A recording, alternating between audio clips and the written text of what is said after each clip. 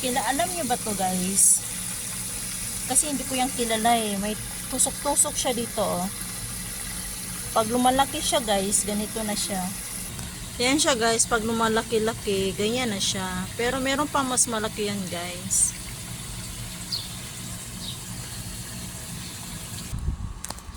Yan siya guys, pero hindi ko alam kung anong pangalan yan. Namumulaklak yan siya guys.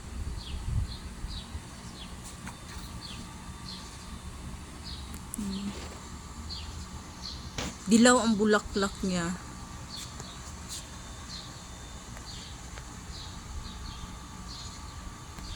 Ganito siya guys oh. Maganda kasi ito siya pag nilalagay sa lupa. Hindi sa ganito kasi na ano siya eh, hindi siya maka-expand. Napatay na siya dito oh. Pero buhay pa yan. Ayan mga baby na yan. Ganyan siya pag maliit. Pag lumalaki ganito. Tinatapo na ito guys ng kapitbahay. Pinulot ko lang siya. Pero hindi ko in-expect. Tutubo siya ng ganito. Kasi ganito ko lang siya kinuha oh. Ganito ko lang siya kinuha guys. Ganyan. Nagulat na lang ako. Tumubo siya ng ganun. Diba?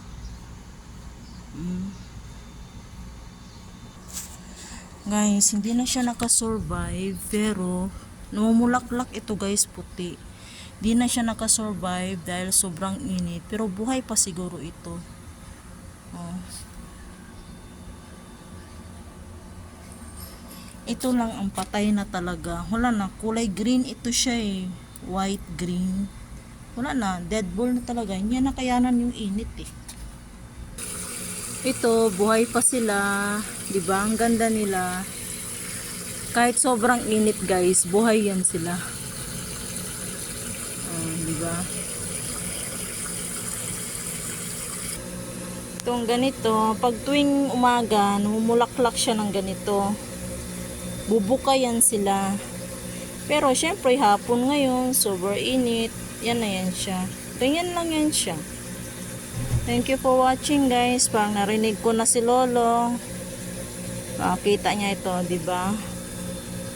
Namumulaklak yan pag tuwing umaga. Pero matibay siya ha, hindi siya namatay kahit natatamaan na siya ng init. Bye guys. Narinig yun, si Lolo yun. Naam!